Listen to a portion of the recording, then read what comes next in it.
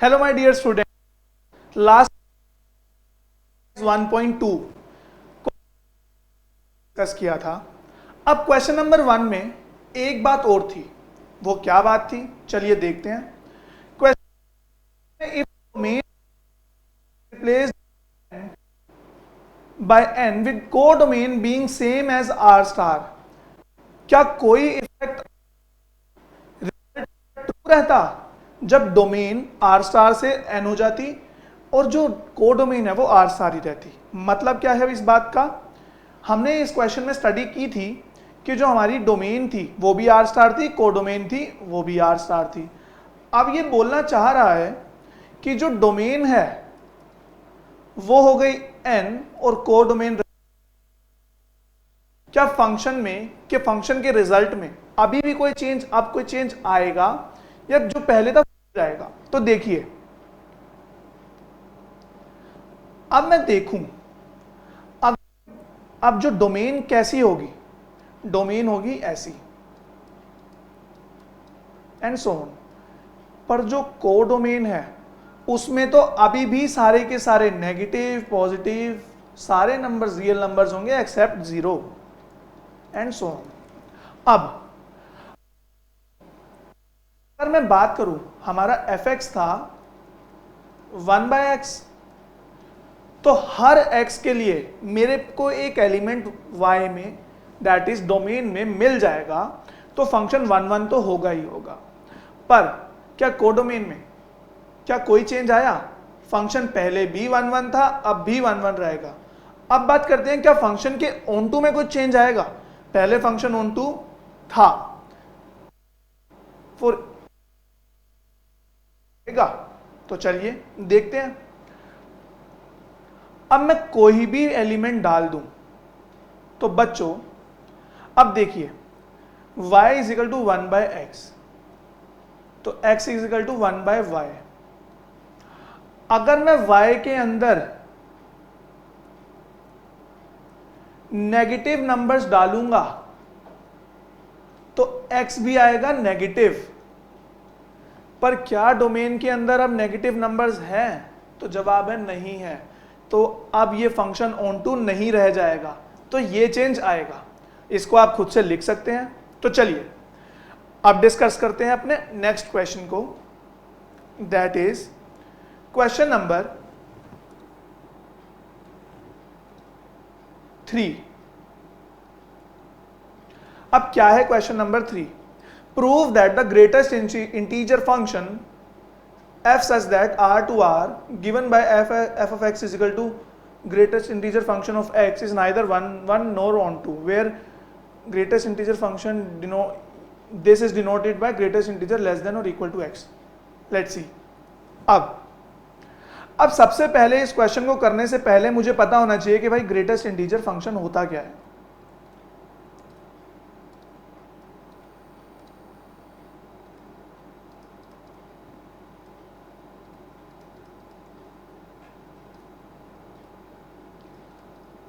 क्या होता है ग्रेटेस्ट इंटीजर फंक्शन?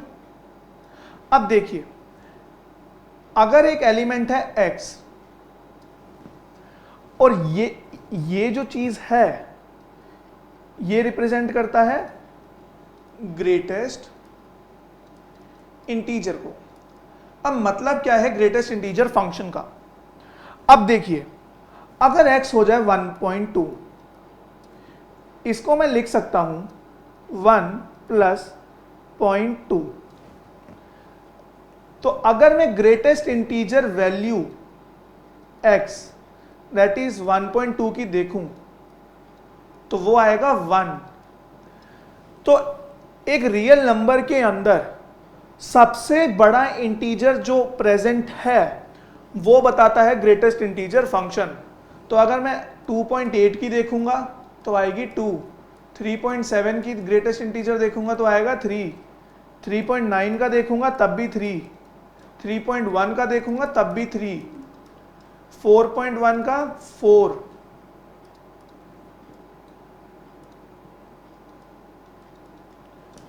अब ये तो थी बात। अब बात करते हैं नेगेटिव नंबर्स की। अगर नेगेटिव नंबर है, अगर ग्रेटेस्ट इंटीजर फंक्शन के अंदर लिखा है -2.8, तो क्या इसका आंसर -2 होगा? बिल्कुल भी नहीं, -2 नहीं होता। -2.8 के अंदर सबसे बड़ा इंटीजर है -3, तो -2.8 के अंदर आएगा -3। क्यों? क्योंकि 2.8 से बड़ा नंबर है 2, तो क्या आप कभी 2.8 में ऐसे लिख सकते हैं 3? बिल्कुल भी नहीं। इस केस में हम यही तो कर रहे हैं, बड़ी वैल्यू हम इंटीजर में लिख रहे हैं। -2.8 होता है छोटा, -2 होता है बड़ा, हम नंबर से बड़ा इंटीजर लिख रहे हैं, तो ये नहीं पॉसिबल है। तो -2.8 का अगर मुझे ग्रेटेस्ट इंटीजर देखना है तो होगा -3। तो नेगेटिव के लिए इस तरीके से ग्रेटेस्ट इंटीजर फंक्शन काम करता है। तो हमारा कॉन्सेप्ट अब क्लियर है कि ग्रेटेस्ट इंटीजर फंक्शन होता क्या है। तो अगर कहीं भी आपसे पूछ ले find the greatest integral value of 2.8, तो आपको सीधा आंसर देना है 2। तो इस तरीके से हमें काम करना है ग्रेटेस्ट इंटीजर फंक्शन में। तो चलिए अब आ जाते हैं अपने क्वेश्चन नंबर 2 पर। तो क्या है question number 2? Sorry, question number 3 देखना था हमें। Prove that the greatest integer function क्या गिवन है हमें? f R given by f of x given है हमें greatest integer function of x is neither 1 1 NOR on 2। ना ही ये 1 1 है, ना ही ये ऑन 2 है। तो ग्रेटेस्ट इंटीजर फंक्शन में मुझे एक और बात याद आ गई। अगर मैं आपसे पूछूं कि 2 का ग्रेटेस्ट इंटीजर फंक्शन क्या होगा, तो भाई वो तो 2 ही होगा, क्योंकि 2 के अंदर सबसे बड़ा इंटीजर खुद 2 है। तो चलिए अब बात करते हैं इस क्वेश्चन की। अब देखिए, मुझे करना है कि ये 1 1 भी नहीं है, ये ऑन 2 भी नहीं है। चलिए हम अपने तरीके से स्टार्ट करते हैं, तो देखते हैं क्या ये 1 1 आता है। चलिए अब देखिए, अब क्योंकि x belongs to real number, क्योंकि मेरी डोमेन है ये, x belongs to domain, x belongs to real number. मैंने पहला रियल नंबर लिया 2.6, x इक्वल टू 2.6, तो मुझे fx क्या मिला? fx था ग्रेटेस्ट इंटीजर ऑफ 2.6, तो मुझे मिला 2। अब मैंने x को लिया 2.8,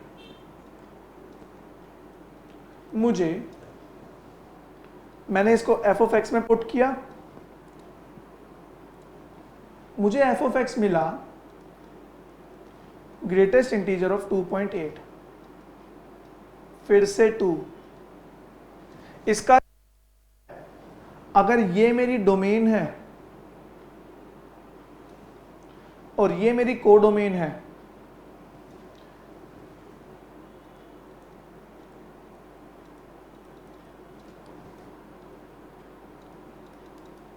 तो इसके अंदर ये दोनों एलिमेंट्स तो पक्का है भाई, जो कि एक ही इमेज को पॉइंट करेंगे। जब दो एलिमेंट्स एक ही इमेज को पॉइंट कर रहे हैं, तो भाई ये फंक्शन 1 1 तो बिल्कुल नहीं हो सकता। 1 1 होता है एक एलिमेंट की एक ही इमेज, ये 1 1 नहीं होगा।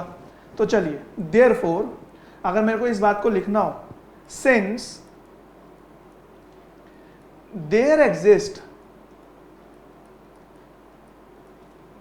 a single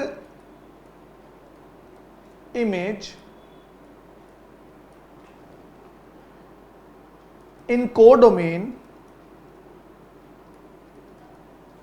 for multiple elements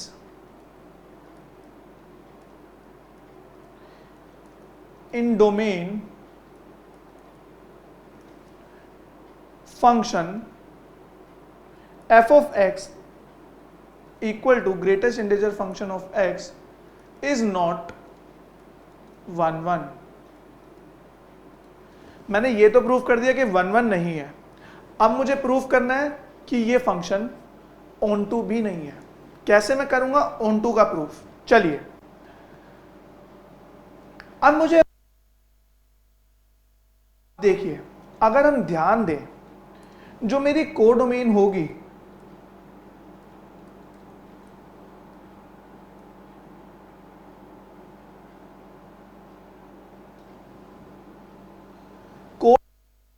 क्योंकि कोडोमेन है रियल नंबर्स, कोडोमेन के अंदर -2.4, -1.2, -0.8, 0, 1, 2, 3.4, 5 सारे तरह के नंबर होंगे। अब ऑनटू फंक्शन कब कहलाता है?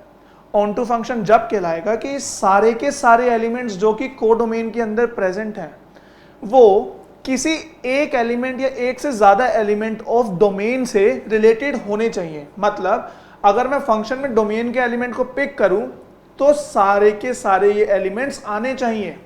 पर देखते हैं, अगर मैं ग्रेटेस्ट इंटीजर फंक्शन, जैसा कि हमने स्टडी किया, अगर मैं ग्रेटेस्ट इंटीजर फंक्शन के अंदर मैं कोई भी वैल्यू डाल दूं, वो कभी भी डेसिमल में तो नहीं आएगा, कभी नहीं आएगा। डेसिमल तो आ ही नहीं सकता। Greatest integer as the name suggest कि इंटीजर ही आंसर आएगा।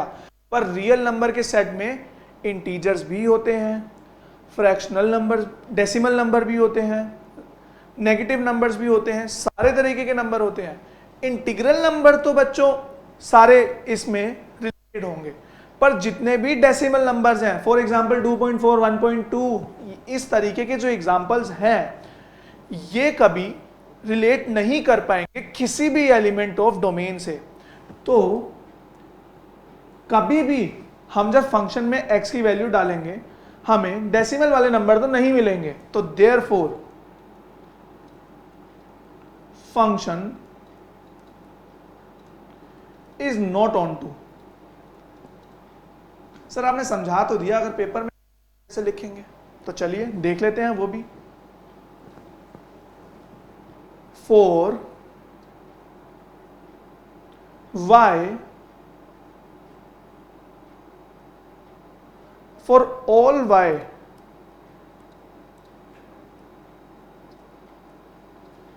belonging to R, there does not exist x belonging to R, therefore function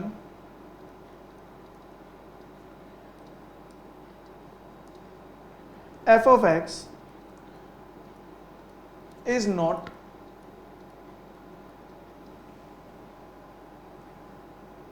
on to। और यहां पे मैं एक एग्जांपल देके भी समझा सकता हूं। अगर y है 2.4, for y 2.4 there does not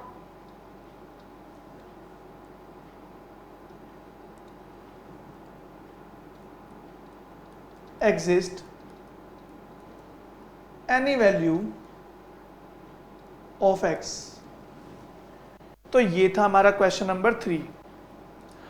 अब बच्चों अब बात करते हैं क्वेश्चन नंबर 4। बिल्कुल सिमिलर सा क्वेश्चन है जैसे कि ग्रेटेस्ट इंटीजर फंक्शन होता था कि सबसे बड़ा इंटीजर। मॉड्यूलस फंक्शन होता है mod of x. Modulus function का काम क्या होता है? अब मॉड्यूलस फंक्शन के अंदर कोई भी वैल्यू डालें वो बाहर हमेशा पॉजिटिव ही आएगा। अगर मैं +2 डालता हूं मॉड्यूलस फंक्शन के अंदर तो वो बाहर 2 आएगा। अगर मैं -2 डालूंगा तो भी 2 आएगा। तो प्लस का काम होता है ये। अब फंक्शन को f of x that is mod x को हम ब्रेक करके लिख सकते हैं f of x equal to x when x is greater than 0 and minus x when x is less than 0 and 0 when x equal to 0। मैं इसको break करके इस तरीके से लिख सकता हूं।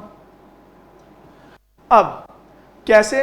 अगर मान लीजिए x के मॉडुलस फंक्शन के अंदर था 2, तो इस केस के हिसाब से f ऑफ x की वैल्यू हो जाएगी 2।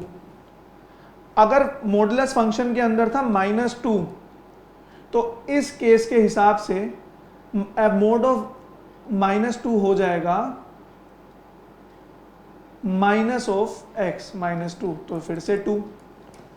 तो इस तरीके से काम है मॉडुलस फंक्शन। अब जैसा पिछला क्वेश्चन किया था, बिल्कुल सेम तरीके से आप ये क्वेश्चन भी कर सकते हो, बस मेरा काम था यहाँ पे आपको मॉडुलस फंक्शन समझाना। तो मॉडुलस फंक्शन होता है ये। चलिए, जो इस एक्सरसाइज के कुछ मेन क्वेश्चंस हैं, दैट इज क्वेश्चन नंबर 8, एक नया तरीके का क्वेश्चन है, तो वो देख लेते हैं। अब क्वेश्चन नंबर 8 कहता है let A and B be sets. हमने अभी तक सारे जो क्वेश्चन देखे उसके अंदर हमने नेचुरल नंबर्स देख लिया, डोमेन में हमने रियल नंबर्स और को डोमेन और डोमेन रियल नंबर्स देख ली, नेचुरल नंबर्स देख लिए, इंटीजर देख लिए, सब देख लिया। पर पहला ऐसा क्वेश्चन आया है जिसके अंदर नेचुरल नंबर्स और इंटीजर्स या फिर रियल नंबर का यूज नहीं किया गया, बल्कि डोमेन और को डोमेन को एक सेट माना गया है। तो सेट है ए और बी, दो सेट है ए और बी, हमें नहीं पता वो सेट क्या है। अगर आप चाहें तो आप खुद से भी ले सकते हो सेट ए और B.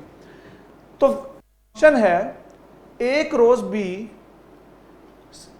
Points to B cross A such that F of A comma B is B A is bijective function. Bijective का मतलब क्या हुआ कि फंक्शन जो है बाइजेक्टिव है, वो 1 1 भी है, वो ऑन टू भी है। अब ये फंक्शन कैसे सॉल्व, इस तरीके के क्वेश्चन दो तरीके हैं इसके। एक तरीका तो है हमारी कैजुअल अप्रोच, जिसके अंदर हम वही सब करते हैं, let this B x1 x2, वो करें। अब दूसरी अप्रोच है स्मार्ट अप्रोच। तो हमें स्मार्ट स्टूडेंट्स बनना है, हमें बाकियों से अलग होना है। तो चलिए सीखते हैं इस तरीके के क्वेश्चन सॉल्व करने का एक अच्छा तरीका। चलिए, फंक्शन है A cross B B cross ए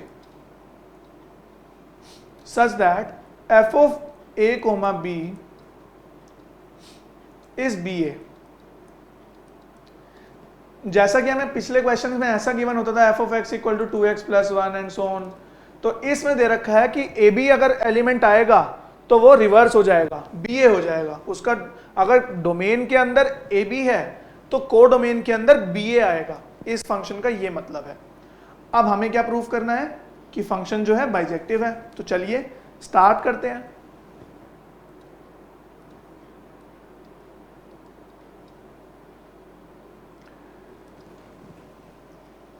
मैं दो सेट मान लूंगा खुद से, आप कोई भी दो सेट मान लीजिए। Let set A be equal to 1 2 3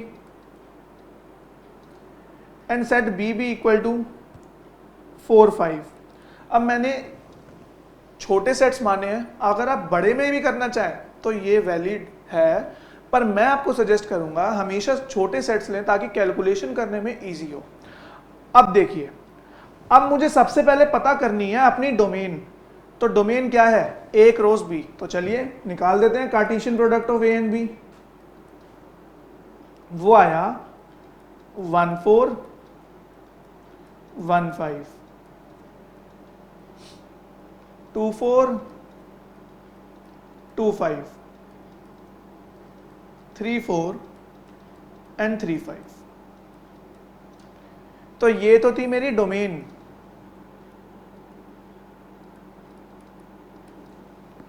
अब बात करनी है मुझे कोडोमेन की। चलिए, डोमेन क्या थी, बी क्रॉस ए। तो मैं निकाल देता हूं बी क्रॉस ए। तो बी क्रॉस ए क्या हो जाएगा, 4 1 4 2 4 3 5 1 5 2 एंड 5 3। तो ये आ गई मेरी कोडोमेन। अब बच्चों मैं दो सेट बना लेता हूं, एक डोमेन का एक कोडोमेन का।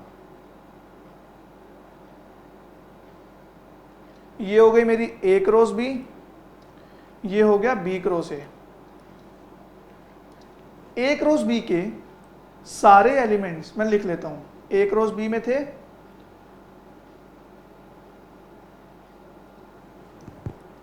1 4 1 5 2 4 2 5 3 4 3 5। अब बी क्रॉस ए देख लेता हूं, तो यहां आया 4 क्रॉस 4 1 4 2 4 3 5 1 5 2 एंड 5 3। अब मेरा फंक्शन जो है, फंक्शन है F of A comma B equal to B A. तो अगर 1 4 आया, अगर डोमेन के अंदर है, अब फंक्शन के साथ लिखा होता है डोमेन, डोमेन के अंदर है ए बी, तो 1 4 है तो को डोमेन में होगा 4 1, तो 1 4 पॉइंट करेगा 4 1 को, 1 5 पॉइंट करेगा 5 1 को, 2 4 पॉइंट करेगा 4 2 को, 2 5 पॉइंट करेगा 5 2 को,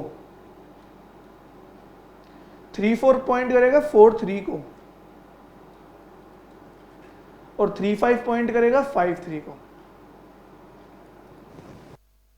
यहां से मुझे साफ साफ दिख रहा है को डोमेन के सारे एलिमेंट रिलेटेड हैं डोमेन से, और हर एलिमेंट ऑफ डोमेन की एक ही इमेज है को डोमेन के अंदर। तो फंक्शन 1 1 भी है और ऑन टू भी है। तो इसलिए हम कह सकते हैं जो ये फंक्शन हमें गिवन है F of A comma B equal to B A, एक बाइजेक्टिव फंक्शन है। तो लिख लेते हैं इस बात को, since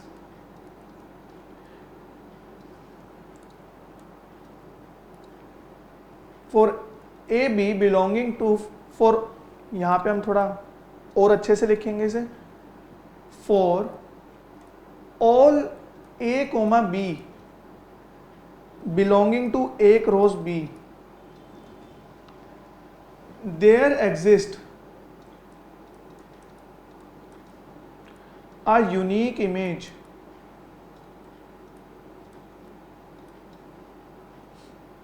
in B cross A. Therefore,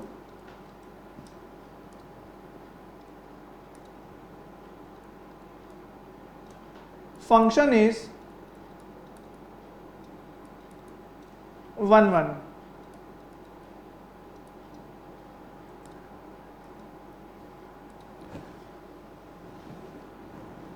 Every element of codomain has a pre-image in domain. Therefore, function is onto f of a comma b equal to ba is 1 1 and onto, hence it's a bijective function.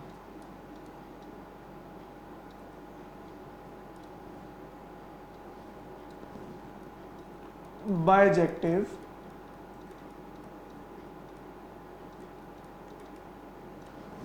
Function. तो चलिए, ये था हमारा question number 8। आगे बढ़ते हैं question number 9 पर।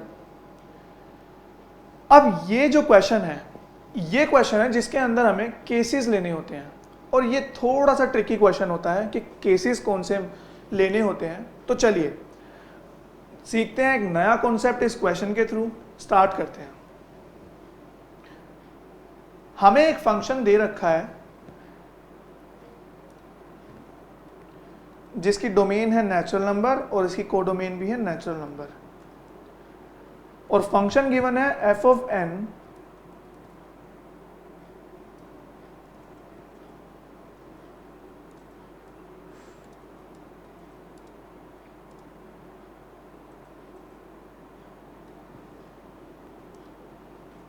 n plus 1 by 2 n by 2 n plus 1 by 2 n by 2 when n is odd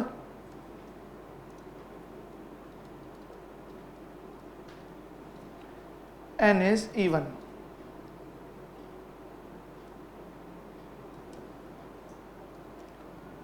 For all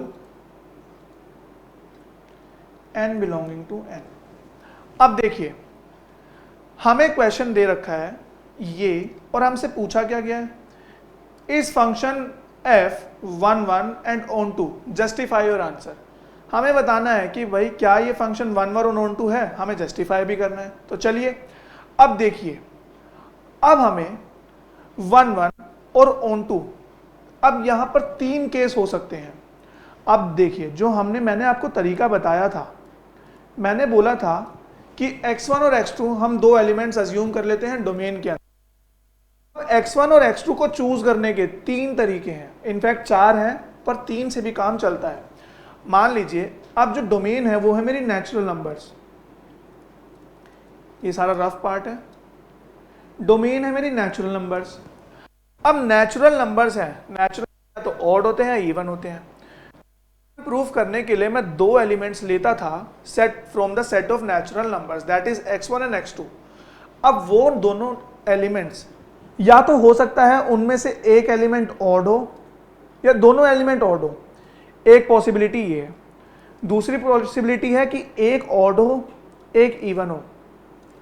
तीसरी है कि पहला इवन हो जाए और दूसरा ऑड हो जाए. और चौथी है जो दोनों इवन हो. तो यहां तो मैं एक पॉसिबिलिटी से काम चला सकता हूं कि एक नंबर ऑड है एक नंबर इवन है, लगभग दोनों सेम ही है. हमें नंबर से क्या फर्क पड़ता है कि पहला ऑड है दूसरा इवन है.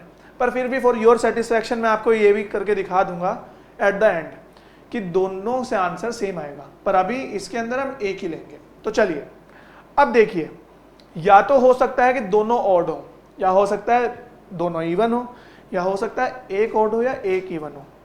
तो पहला लेते हैं केस 1. तो इसको मैं रब कर देता हूं.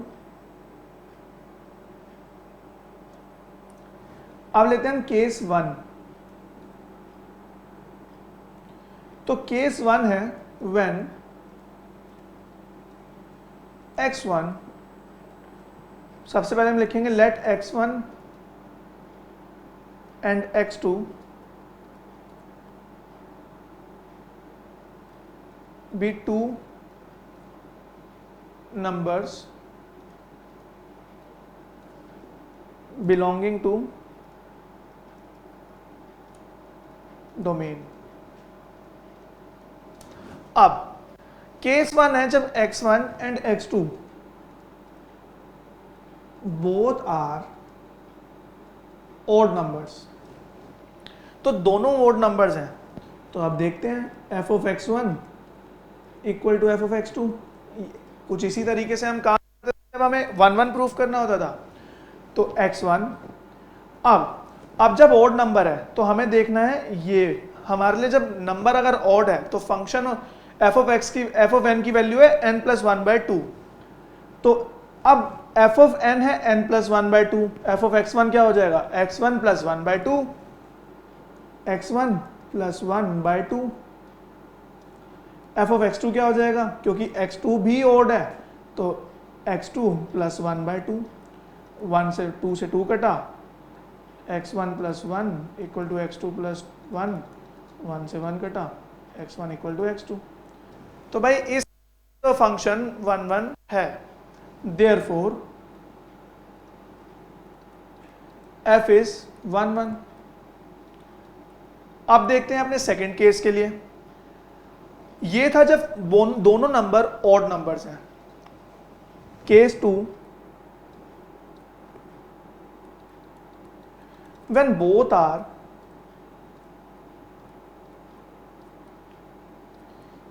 इवन नंबर्स,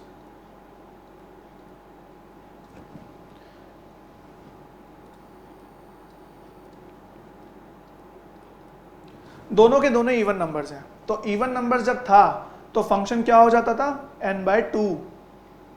जब इवन नंबर था तो f ऑफ n की वैल्यू हो जाती है n/2। तो चलिए फिर से बोल देते हैं f of x1 equal to f of x2। f of x1 हो जाएगा x1/2 इक्वल टू x2/2, 2 से 2 cancel, x1 equal to x2। तो देयरफॉर फंक्शन इज 1 1। चलिए देखते हैं केस नंबर 3।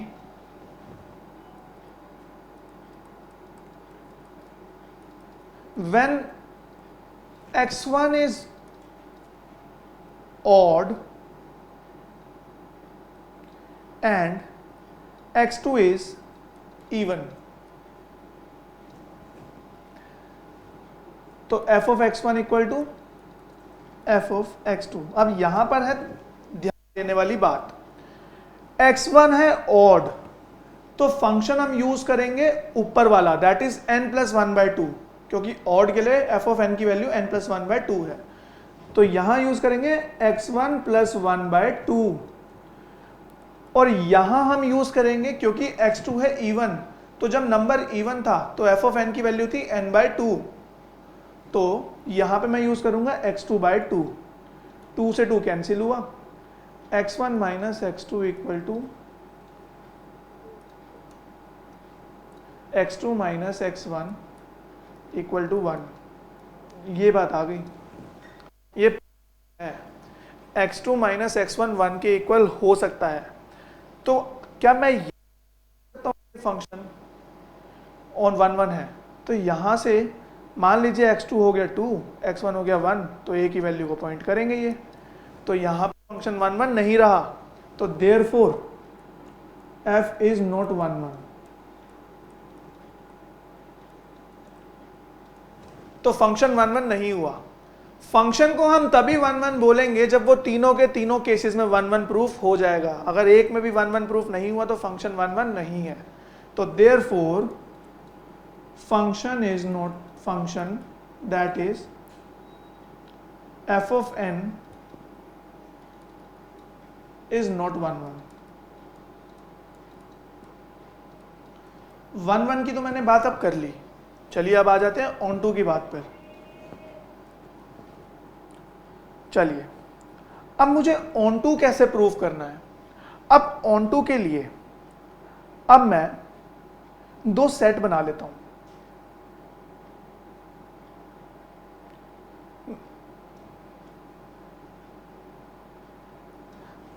अब फंक्शन है और मैं यहां पर फंक्शन को भी दोबारा लिख लेता हूं जस्ट फॉर योर ईज।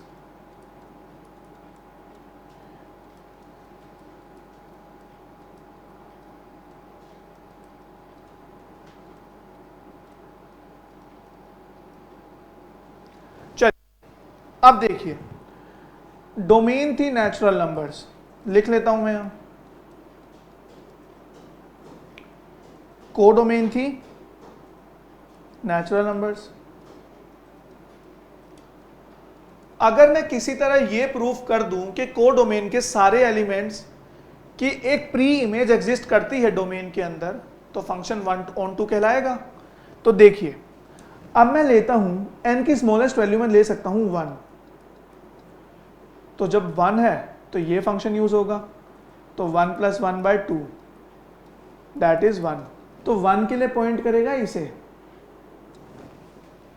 अब मैं लेता हूं n की वैल्यू 2, तो फंक्शन नीचे वाला यूज होगा दैट इज n/2, तो 2/2 इज इक्वल टू 1, तो 2 पॉइंट करेगा इसे। यहां से भी मैंने ये बात प्रूफ कर दी कि फंक्शन भाई 1 1 नहीं है। तो सिमिलरली 3 पॉइंट करेगा इसे, 4 भी पॉइंट करेगा इसे, 5 करेगा इसे, एंड 6 भी करेगा इसे, और 7 करेगा इसे, एंड सो ऑन। इस तरीके से हम सेट की फॉर्म में दिखा सकते हैं।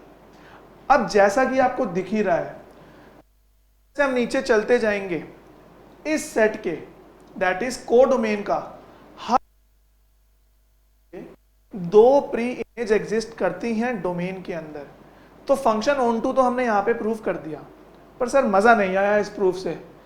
मैं चाहता हूं कि कुछ लिखकर प्रूफ किया जाए, लिखकर मतलब थ्योरेटिकली प्रूफ किया जाए। चलिए देख लेते हैं। तो let n be any number.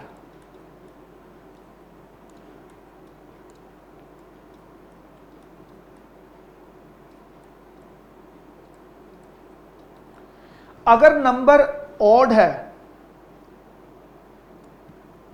अगर n इज ऑड तो वो होगा 2n+1 फॉर्म का, और n अगर इवन है तो होगा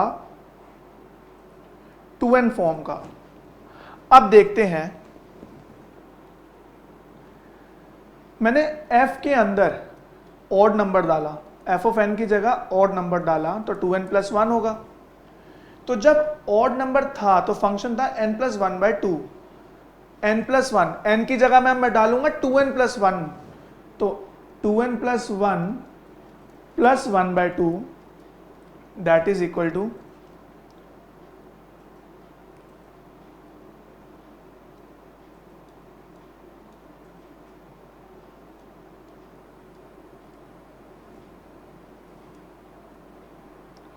या 2n+1 में हमारा 1 नहीं आएगा तो मैं इसको 2n-1 कर देता हूं, वो भी ऑड नंबर ही होगा। 2n+1 मैंने इसलिए नहीं लिया, अगर n की वैल्यू 1 से स्टार्ट करेंगे तो 1 को हम मिस कर जाएंगे, स्किप कर जाएंगे, तो 2n-1 इसलिए हमने इसे ले लिया। अब तो 2n-1 + 1/2, -1 कैंसिल, यहां से आया n। अब मैं लेता हूं n को इवन, दैट इज 2n, तो इवन वाला फंक्शन यूज करूंगा, दैट इज n/2, तो 2n/2 फिर से n। तो देखिए n के लिए हर वैल्यू ऑफ कोडोमेन में अगर 1 है, there exist an pre image domain that is these values. तो बच्चों दैट इज दीज वैल्यूज। यहां से मैं प्रूफ कर सकता हूं कि फंक्शन जो है ऑन टू है। अगर मैं इसे लिखना भी चाहूं तो लिख लेते हैं, चलो। For all n belonging to n, there exist